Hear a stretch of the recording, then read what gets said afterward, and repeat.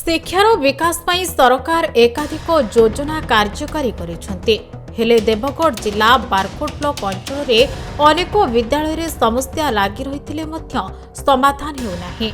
Barkot block कादपड़ा ग्राम पंचायत सहित विभिन्न grammar पिला कादपड़ा नोडाल उच्च प्राथमिक विद्यालय को पढ़ा जाउछन्ते, जेउठरे प्रथम श्रेणी अष्टम श्रेणी पर्यंत पाठ पढ़ा तीनोटी कोठरी रही जहाँफल पिलामाने बारंटारे बसी पाठ पढ़ुछन्ते। पुराणा कोठारू वर्षा हेले पानी और खबर गलुछि, फल पिलामाने असुविधा भोगुछन्ते। सरकार प्राथमिक शिक्षा को गुरुत्व देवा सह दुर्गम आदिवासी अधुषित अंचल में पिलांको पाठ पढ़ा बहुत पदक्षेप नहीं अधारू पाठ छाड़ुवा पिलामानंको पाठ पढ़ा उद्यम जारी रखिछन्ते। सर्वशिक्षा अभियान पर शिक्षा आईन प्रणयन करी सबु पिलांको पाठपढ़ा बाध्यतामूलक करा जायछि। सरकार मध्याह्न भोजन पोशाक बही जोता प्रभृति जोगाइबा सहित दलित और आदिवासी पिलांको व्यवस्था प्रोत्साहन जोगाउछन्ते।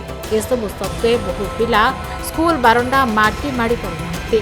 स्कूल ठारू मोहपाल ग्रामर दूरता अधिक होइतबा जोगु जंगल पथरे पिलांको नेबा आनिबा पई अर्थ विनियोग करथबा बेले केतेक पिला पाठ पढ़ा आग्रह प्रकाश नकरी घरे रही। केवल गोटे विद्यालय नुहे बरं जिलार विभिन्न ब्लॉक रे एमिति अनेक विद्यालय रही। विद्यालय रे बसिबाकू हैरान होगा सह शिक्षक नथिबारु पाठ पढ़ारे असुविधा होउछि। तेणु अभिभावक माने पिलांको विद्यालय को पठाउ नाहांती। प्रथम रु अष्टम श्रेणी जाय थिबा एही विद्यालय रे अछि मात्र 3टी श्रेणी गोटे गोटे घरे 3टी श्रेणीर पिलांको पाठ पढ़ा जाउछि। गोटे श्रेणीर पाठपढ़ा हेले अन्य 3टी श्रेणीर छात्र छात्री बसी थांते। श्रेणीगृह नाही बोली एपरि अव्यवस्था पाठपढ़ा चलिछि।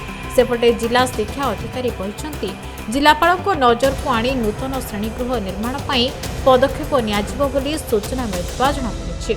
देवगढ़ देवानंद नायक को रिपोर्ट, खबर ओडिशा।